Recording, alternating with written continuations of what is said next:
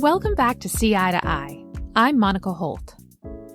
What if the best way to support a 400-year-old art form is to stop trying to educate people and start listening to what they actually want? Babatunde Akinboboye didn't grow up around opera. He came to it as an adult, and that gave him a fresh perspective that would eventually reshape how millions of people experience classical music. In 2018, a video of him singing Rossini's Barber of Seville over Kendrick Lamar's Humble went viral overnight, catching the attention of Time Magazine, Ellen, and millions of new viewers. But what started as a fun mashup in his car became something much bigger. A movement that's giving people permission to love classical music on their own terms. Today, with over 2 million followers, Babatunde is bridging worlds, performing in major opera houses while building an online community that breaks down the gatekeeping around enjoying classical music. He's proving that opera's tradition has always been to evolve with popular music, and he's leading that evolution with authenticity, humor, and incredible artistry. My conversation with Tunde was full of gems and incredible insights, but his message to arts leaders is crystal clear. Listen to your audiences and let them be right.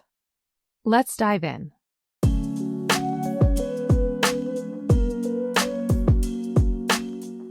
Babatunde Akinboboye, welcome to See Eye to Eye. We are so thrilled to be talking with you today. Thank you so much for your time.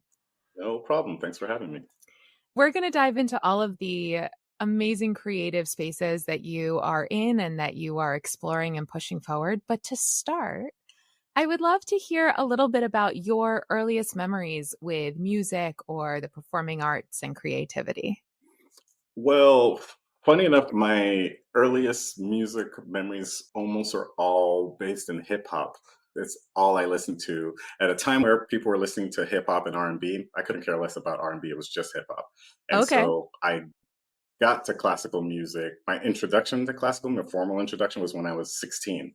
And that was my first time really understanding harmony or anything. So I honestly, 16 years old, my sophomore year in high school, in choir, when the choir teacher said, okay, you guys are the tenors, you guys are the baritones, you guys are the basses. I want you guys to sing, bum, bum, bum. Now do it at the same time. Bum. And I was like, whoa, blew my mind. And that was the moment I became a musician. I got you. Yeah, there is something about the first time you experience being part of harmony. So you discover your voice in this choral setting in high school, presumably. And then in your 20s, which, could be considered a little late by some opera singers, is when I believe you had your first opera interaction or introduction. So how did it come about? Were you singing through high school into college and then it became an operatic space, or what's the story? That's exactly the story. So sophomore year in high school, I joined the choir. And at that point, I didn't know there were classical choirs in the US at all. I thought it was just churches in Europe kind of thing. And so I fell in love with choral music, and I wanted to be a professional choral singer. And so when I went to a junior college and I made it into the top level choir there, got free voice lessons. And one day I was taking these voice lessons to be better in choir, and the voice teacher said, have you ever thought of singing opera? And I was like, do I look like I've ever thought of singing opera? Like, why would you even bring that to me? He's like, no, I think you have the voice for it. Let's try a few things. And he was like, sing la. And I was like, la. And he's like, okay, lower your pharynx support. Now try it again. La. And I was like, there might be something to this. And then that was the beginning of that. That's incredible. Did you keep singing in choirs while you started exploring opera as well? Yes, because at my school at that time, the junior college I was at, Mount San Antonio College, did not have an opera vocal department. So I was still singing choir because it was my introduction to classical music. It was my first classical music love. And so I stayed in choir, and eventually this voice teacher, he said one day, he's like, you know what, Babatunde? I think you should pursue a career in opera. And I was like, I don't know. I think you're tripping. And we went back and forth for a while. And then eventually he said, so dramatic, opera singers are so dramatic. He eventually closed the piano lid and sat there quietly for a second. And he says, I do not tell all my students to pursue a career in opera, but every student that I have told that has followed my advice has been successful. So I was like, okay, let's see. So the university nearby, California State University of Northridge, had a great vocal department, and so he suggested I go there.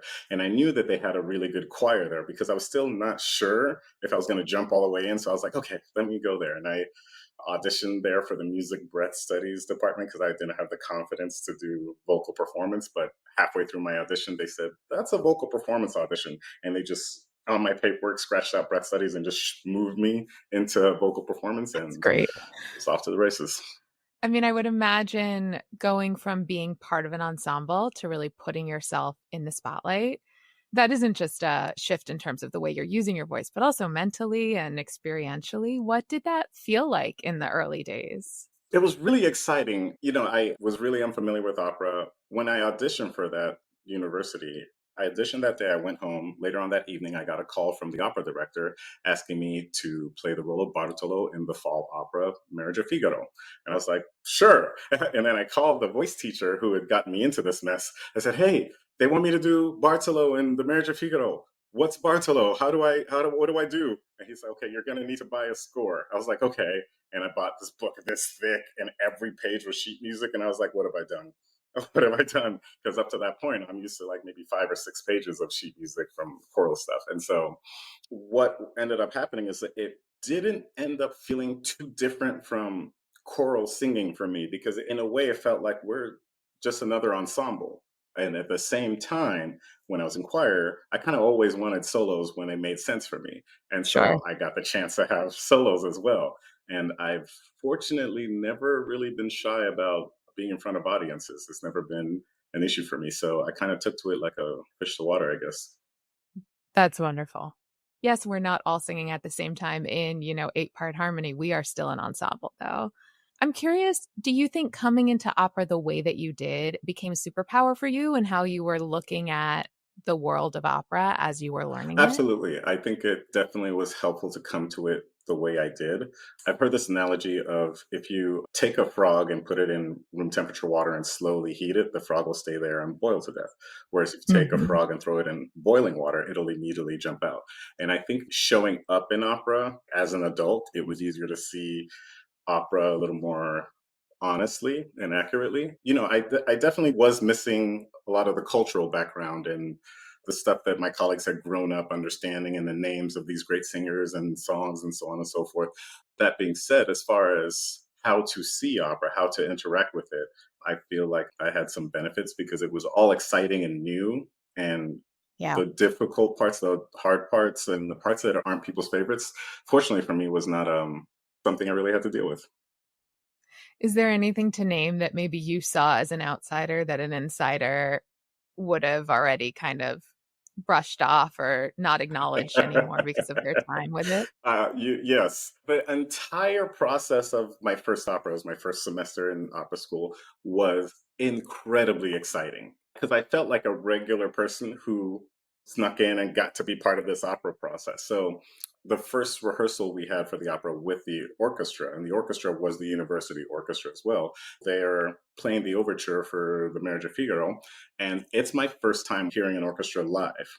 And that Marriage of Figaro, like I've heard that melody a number of times, Oh, the of course. the overture there. And so I'm sitting there inside. I'm like, oh my god, oh my god, oh my god. But all my colleagues are like, they're not really good. Did they practice? And so I was like, oh yeah.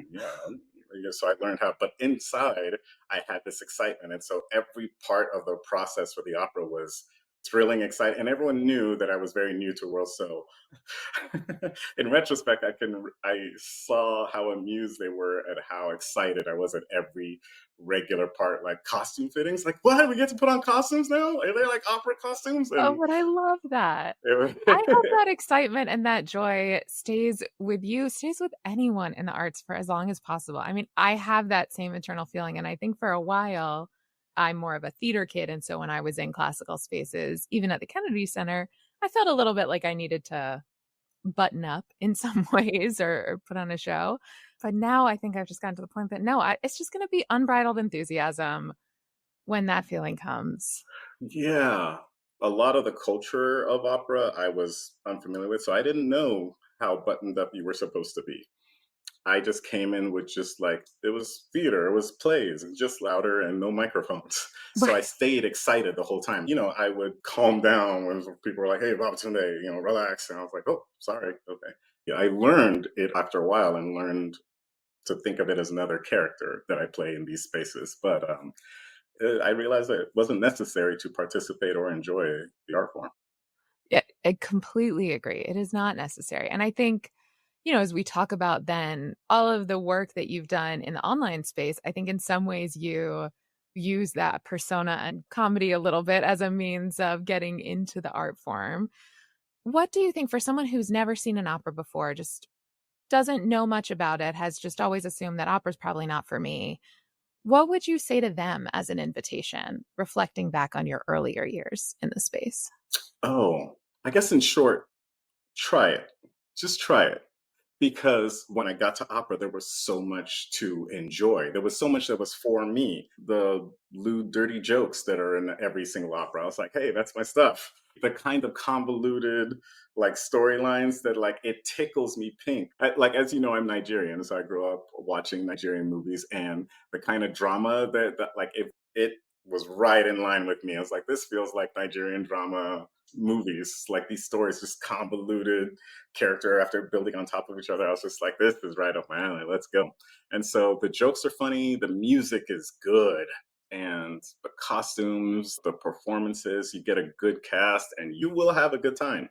Yeah, there's some things that might be a learning curve and an adjustment, but try it. Try it. A theme so many of us should take. Okay, it's 2018. You drop a video that I hope everyone has seen by now, and if not, we will link it in the show notes. You're having a Rossini Kendrick Lamar moment, right? Barber of Seville, humble. It blows up. What led you to first just create that piece of music and give that performance live that night? So I don't tell a lot of people this. My first opera role was Bartolo, Marriage of Figaro. And so I had to take this giant book home and memorize a 3 hour opera in a language that I didn't speak fluently. So I'm learning the music, and Bartolo has this one part where there's like patter. He's like, "Se tutto coditi dove si volgere, se tutto lindete dove si leggere con inequivoco." So I'm like trying to learn this, and there's a lot of words really quickly, and I couldn't get it memorized. And my primary music I was listening to all the time was hip hop. And so there would be hip hop music playing in the background. One day I was like, let me just sing this to the beat just to like drill it over and over. So I said,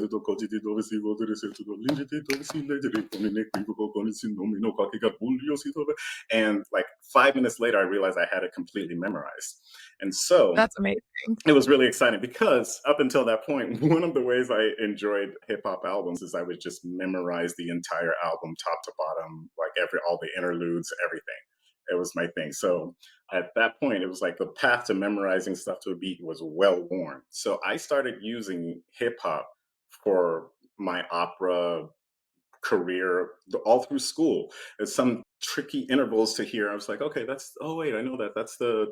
That's opening from the Pharaoh Munch song. I got it. Or tricky rhythms, like I would find a hip hop reference, and it was like my little secret that I had through my It's like opera your career. unlock key Yeah. to that's so cool. And it was That's like every really now and then it was really fun having some parts that maybe a rhythm thing that most of my colleagues, or historically it's known that people struggle with this one part, and I get it, and it locks in immediately because I'm cheating. Mm. I have my hip hop trick, and everyone's like, how'd you get that? I was like, I don't know, I was just practiced. So I've had this history of just already kind of marrying hip hop and opera. Like it was a regular thing for me to learn my roles to a hip hop beat. And so coming out of an opera rehearsal with Rossini still stuck in my head, and being in the car, I had Figaro's aria in my head, and Kendrick Lamar's Humble was playing, and I sang it along, and I was like, that lines up really, really well, which has happened a number of times, but never that well. And I was like, let me record it. So I put my phone up on my dashboard and just recorded me singing along the way I do. And when I posted it online, I did not expect that response at all. I remember I didn't post it on my professional Facebook because I didn't want my opera colleagues to see it. Oh, I only interesting. posted it on my personal Facebook just for my friends to see because I thought they would think it's funny. I posted it that evening, went to sleep, woke up next morning, everyone had seen it. I mean, everyone had seen it. What was that experience like in the morning when you wake up? You're just It was unreal because at that point my social media, like I had an Instagram, but I was just posting pictures of my food at that point. I wasn't really like One of the people. trying to do social media stuff. So I posted that thing and then I woke up with missed calls, a bunch of text messages, and then when I got online, I saw how many views it had, and I was at first I was like, "Oh, excited!" And then like it registered. I think I remember seeing it wrong and thinking it was just a lot, and then I realized it was too many. That's the way it felt. It was just like, and then I got a email and a phone call from Time Magazine who wanted to interview me, and then I Wow. got another message from America's Got Talent, and then Ellen's producers were calling me to like be on the show, and I was just like, I was. I remember I started crying. I got over. I just was overwhelmed. It's just I didn't know. It was just so many emotions Of because, course. well, one, as a performer, I like attention, and so all this attention was great. It was like being thirsty and drinking out of a fire hose. It was intense, and then at the same time, I realized they were really impressed with me. I'm looking at the comments and things, and it was just really, really validating as a Mm, creator yeah. and as a music lover because coming to opera later in life, there's a lot of understanding of what opera is. But Mm, I didn't grow up with that. And so there was some cognitive dissonance in some areas around the industry. And the interaction of people with my new creation kind of helped resolve some of that. It's like, okay, no, the things I think are cool, most people think are cool too. yeah. For that reaction to be so sudden, but also so supportive, at least from the outside, that's what it looked like, is extraordinary. I'm sure, as you said, overwhelming, any range of emotions, right? Also, suddenly all these people know who you are, which is great as a performer, but there is also this, oh, now all these people know who I am that I'm sure. It honestly didn't bother me. Oh, great. You're in the right field then. You are. I'm very well suited for this, meaning, I'm a public figure now, so some of the Yeah. comments might not be pleasant, and they don't bother me at all because, I've been doing operas for years, and when we have an opera scene, La Traviata throws the money in her face, and we're doing it for the first time, and all the chorus in the background goes like, and the director's like, "Stop! No, we can't do that." Okay, you guys act surprised. I want you guys to look angry. I want you guys to think it's funny. I want all this. And now we have a real life scene that looks more. So the comment section, I just feel like everyone's playing their role. It's like, okay, cool. That guy's supposed to hate. That guy's supposed to like, this is the texture of what it's supposed to be. Because if I'm doing it and it's just nothing but love, it's just like, are these bots? What's going on? Where's the texture? Where's the Right. I was like, personality? it's supposed to have these people. And just like in these operas, the main character isn't now turning around and interacting with the chorus and saying, like, hey, no, that like you should have seen what happened, blah, blah, blah. Like, no, they're just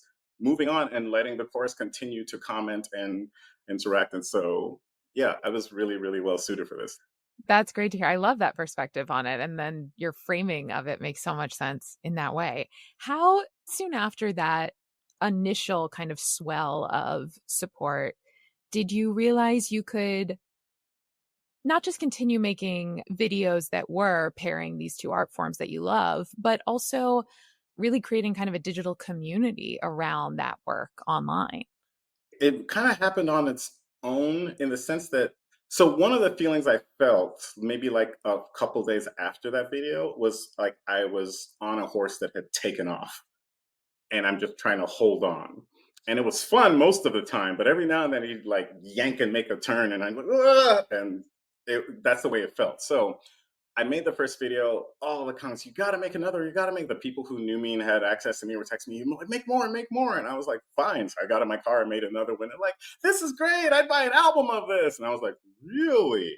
And Uh-huh. so my friend connected me with a producer who helped me put together 3 tracks and I put out an EP and people were excited about it. It was great. And then someone else wanted me to come perform the stuff live. And I was like, perform it like okay, I'll figure it out. And as much as like I was a public figure, I was still somewhat cautious because there is a certain way I thought I want to present myself as an opera singer, especially if I wanted to keep working as an opera singer. I want to keep getting Yeah. hired. I don't want to seem too rough around the edges. And when the pandemic hit and opera shut down and no one was getting hired, I was no longer worried about getting fired. And so it made it easier to speak more candidly about my opinions. And because so many people resonated with that, that was the beginning of me feeling like I had a community. I remember posting about some study that there weren't a lot of people who go to classical concerts that end up returning to classical concerts. Mm, And people were sure. wondering why that was. And I posted it on my feed, and the comment section looked completely different from all the other comment sections. And this is what clicked it over for me. Someone commented on that post something to the effect of people are less educated about music these days, and that's why they're not returning to the stuff. And my followers, everyone else in there, completely called them out on being elitist and saying, and went on and on. And I was like, I've made a safe space for these people. Like, Yeah. this is one place they could comment what they actually think and not get torn to pieces by the purists, if you The will. establishment, as it were. Right. Yeah. And where the establishment shows up and they get shooed out.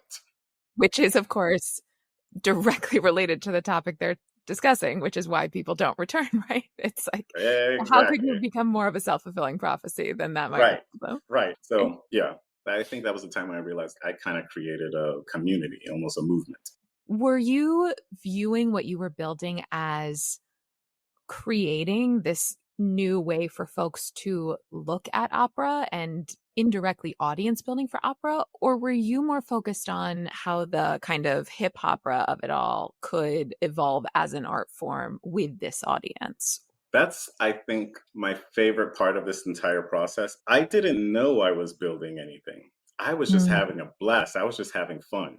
And so I just kept doing the next thing that felt right. That kept, people said like, "Hey, we want this," and if it felt like, "Oh yeah, that'll be fun," I go ahead and do it, and I do the next thing, and it's like, "Make more," and I kept creating. And after a while, I realized I had built, you know, a structure or something. Then I have a job, just like anyone else, like of stepping back and observing what it is and seeing all the dimensions of it. Because I've talked about my feelings about opera and the hip opera mix of opera and hip hop. And I talk a lot about the Black historical figures in classical music and just my experience being a Black classical musician, the ups and downs of it. And I realized that there's like a cultural gap where there isn't a lot of room for that. I've been using the phrase sophista ratchet. wait, you have to trademark that immediately. I wish I Sophisticated. could claim that for myself, but I'm sure I read it or saw it somewhere before. But for some reason, I feel like a lot of us fit in that category. Like the other day, I was in Atlanta. I went to this really nice restaurant and I got a side of mac and cheese. And it came in this like really fancy thing. And it was like really high quality mac and cheese, different kinds of cheeses. But they topped it with crumbles of flaming hot Cheetos. And I was like, this is what I've worked for. This is why I wanted to become an adult. And so with that, like musically, there are not a lot of places where people can go and be both and so on and so forth. And so I've been glad to realize that I've essentially started the process of building that community. I think that's right. And again, you started to talk about this too. You have over 2 million followers across all of these platforms. Whether you want to be or not, you're essentially running a media company at that point. I think it's really healthy that you don't necessarily view it as commercially as that. But how do you think about your content strategy? Is it still as organic and just doing the next fun thing as it was when you started? Or are you creating more system about how it is you approach the creation and the creativity? As you said, yeah, I'm realizing that essentially I do have a media company. However, I'm still very much organically, instinctually taking one step to the next. If your attention is on having a good time, it's really easy to be consistent having a good time. I love And that. so I've leaned into that space. That being said, what I'm enjoying now is it's kind of like I was just stacking metal pieces and screwing things and welding things together. Now I have a Ferrari. And it's exciting. It's like, oh, but now I need to learn how to drive a Ferrari. Sure. And so that's kind of where I am now, where it's like I'm putting in systems, trademarks, and copyright stuff, and I'm making sure everything is like a little more, just building it more out of bricks instead of straw or whatever analogy you want to use. And I'm having a good time with it, and it's exciting because I trust my instincts at this point. Yeah. After years of just not knowing what I'm doing, and then looking back, and I was like, oh, some part of me knew what I was doing, So I just keep listening to that and just keep one foot in front of the next, and I'm having a great time.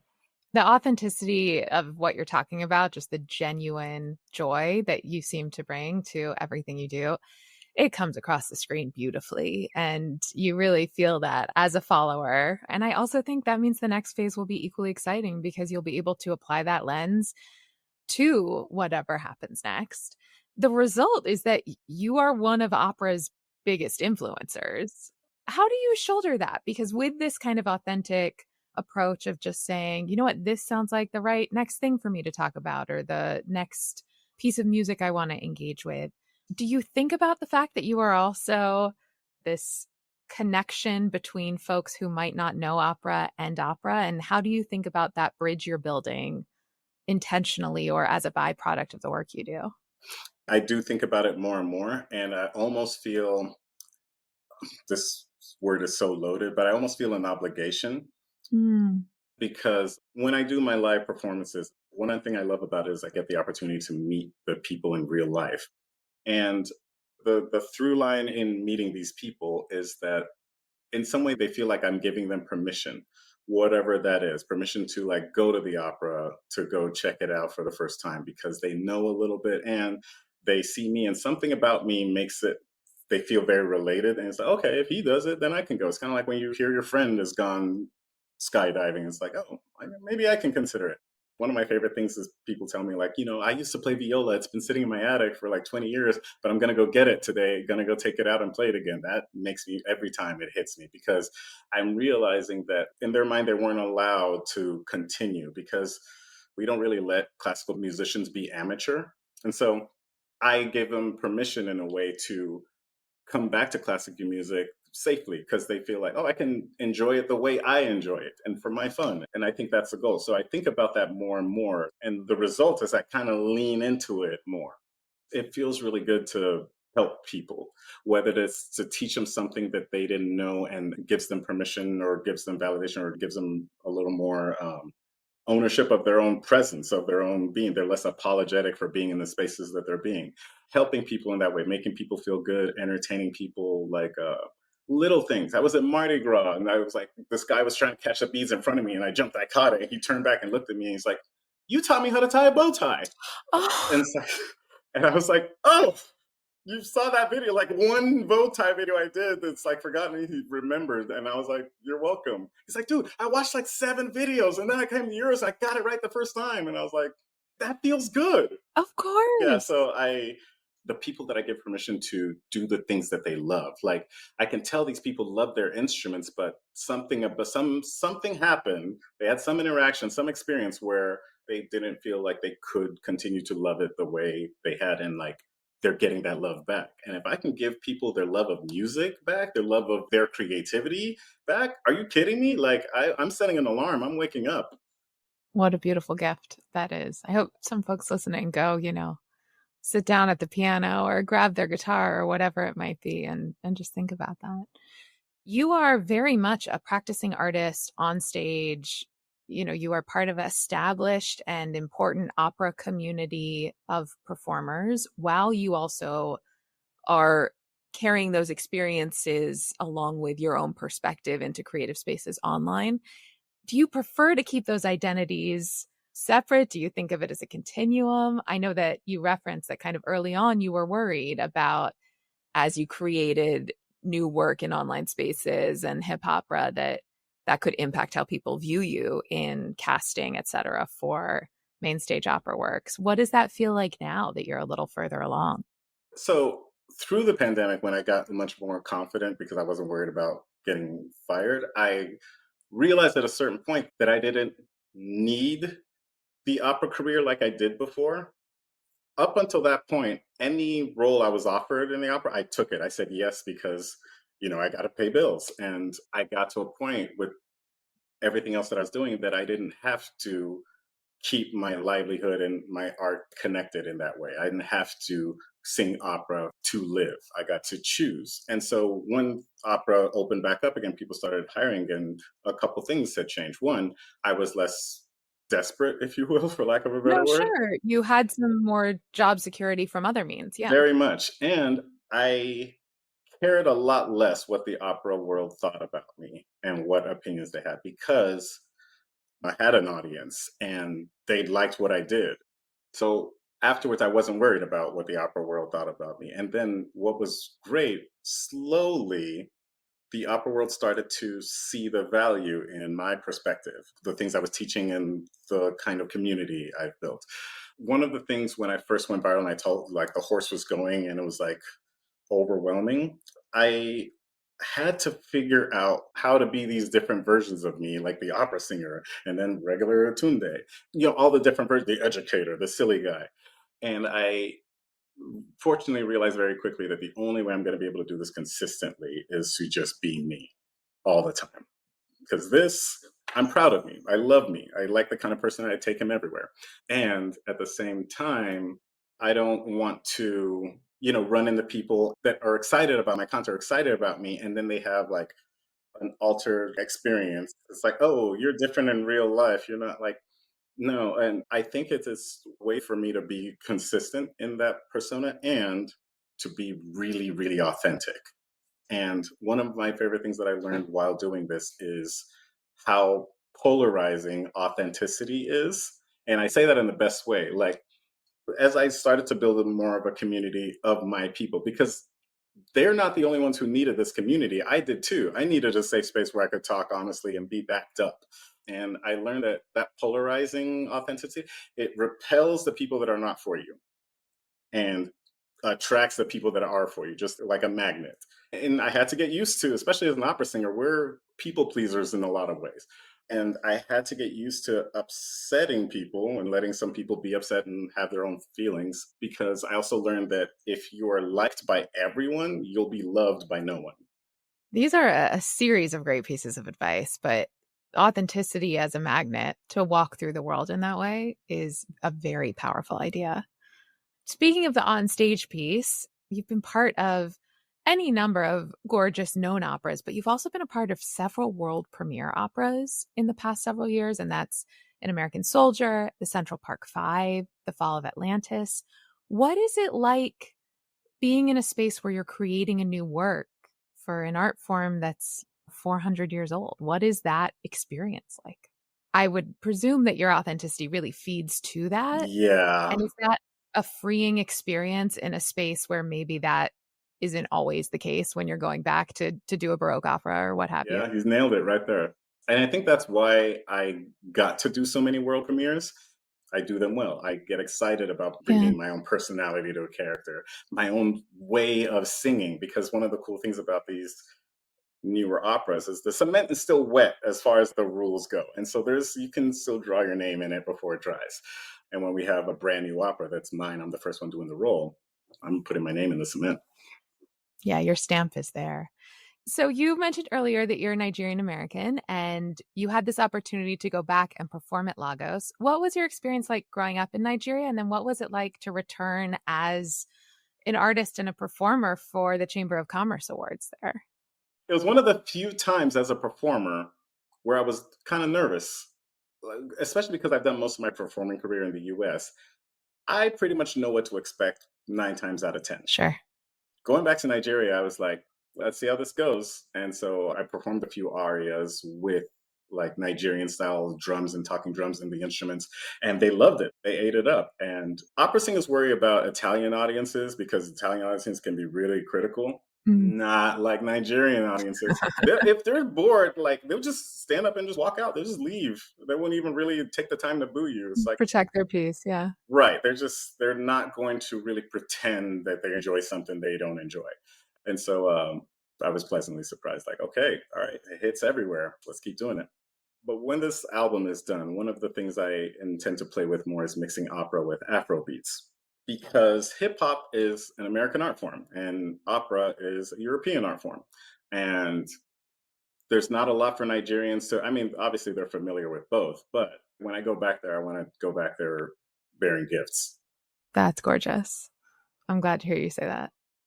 One thing I'm interested from your perspective and everything you've learned is where you see opportunities for growth in audiences for the performing arts across the country Obviously, we're in a moment where being together and acts of community are becoming even more important.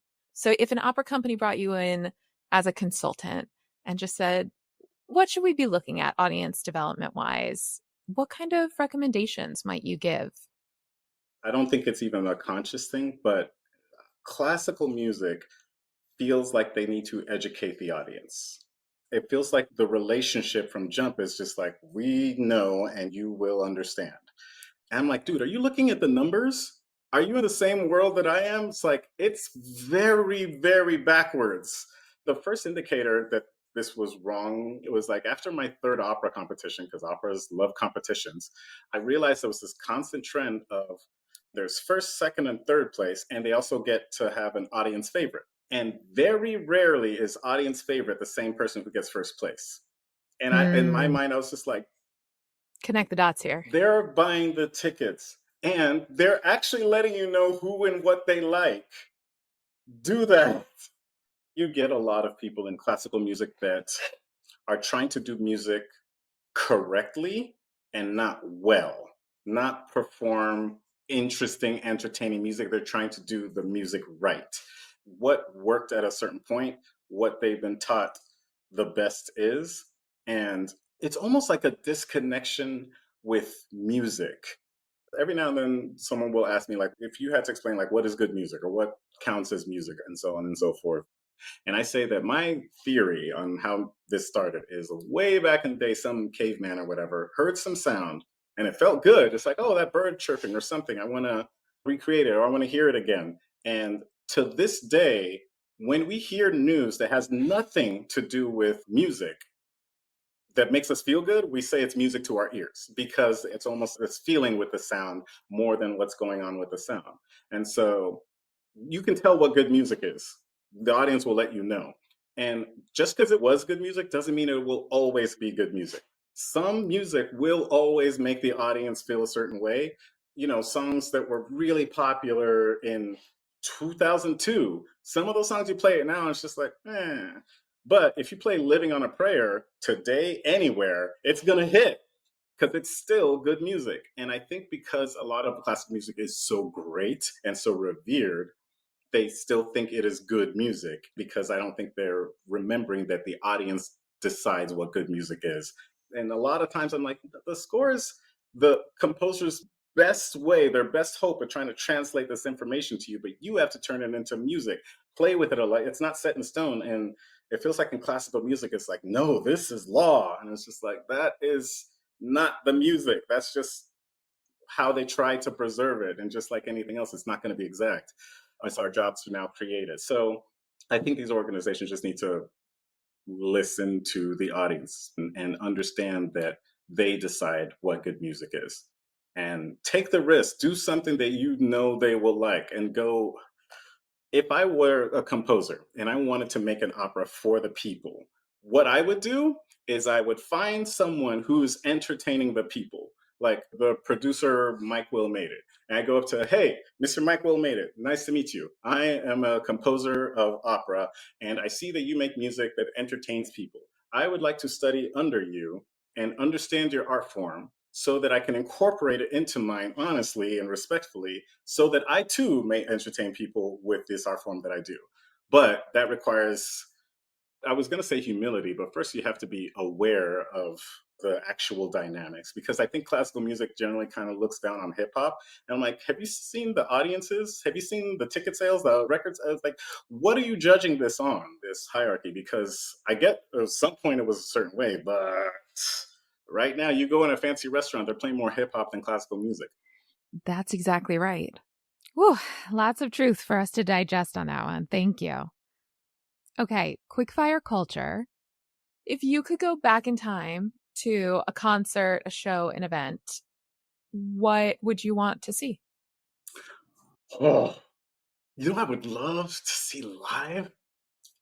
There was a performance of Luciano Pavarotti and James Brown doing This Is a Man's World together. No. There was this period where Pavarotti was doing like Pavarotti and Friends and collaborating with a lot of pop Yeah. artists, Michael Bolton, Barry White. There was like and so on and so forth. But one of them was James Brown, and they performed live, full orchestra, This Is a Man's World. Oh, it was, in my mind, that's how the song goes now. I hear Pavarotti's verse now, and it's just this, it's like, it was so great. It hit. It was so good. Oh, that's a great answer. What's one free resource in any field that you think everyone should check out or be aware of? Almost completely divergent from what we're talking about, but not too far. Inclusivetherapists.com. Just like everyone who has a car could use a mechanic, I think we could all use some professional mental health assistance. And one of the big hurdles I've seen pretty consistently amongst the people I know is just feeling like a therapist won't understand them for one reason or the other, something that they feel excluded about.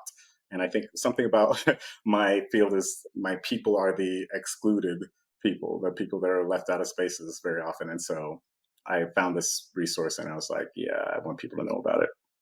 We're all going to go check that out. Inclusivetherapists.com. We will add that to the show notes too. Thank you for that suggestion. That's great. And now your see eye to eye moment. If you could broadcast one message to executive directors, leadership teams, staff, and boards of thousands of arts organizations, what would that message be? It would be to start listening to the audience.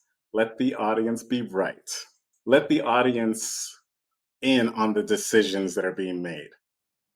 And things will change quickly, because if we're trying to market to the audience, they know what they want.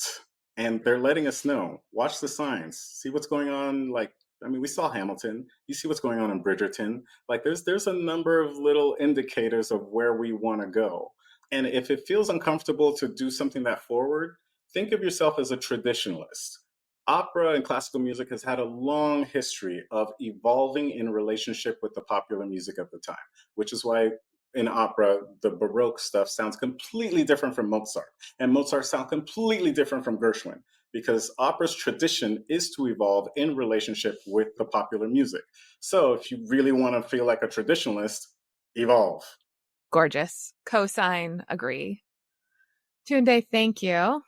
Thank you. What a joy to learn more about you, to hear your perspective. I'm just so grateful for your time, but also for the leadership you're showing across the field and the way that you are inviting so many folks to be part of that community of music that we all love. And I just really appreciate you being here. Thank you.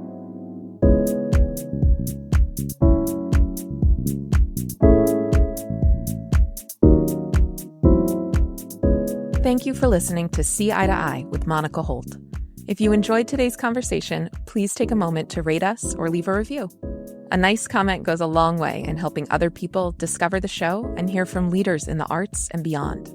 If you haven't already, please click the subscribe button wherever you get your podcasts. We've got some pretty incredible episodes coming your way, and I wouldn't want you to miss them. This episode was edited and produced by Karen McConerty and co-written by Karen McConerty and myself, Monica Holt. Stephanie Medina and Jess Barabee are our incredible designers and video editors. Our music is by Who Is Uzo. Don't forget to follow CI on Facebook, Instagram, LinkedIn, YouTube, and TikTok for regular content to help you market smarter. You can also sign up for CI's newsletter at capacityinteractive.com, and you'll never miss an update. And you can always reach out to let us know who you'd like to hear next from on See Eye to Eye.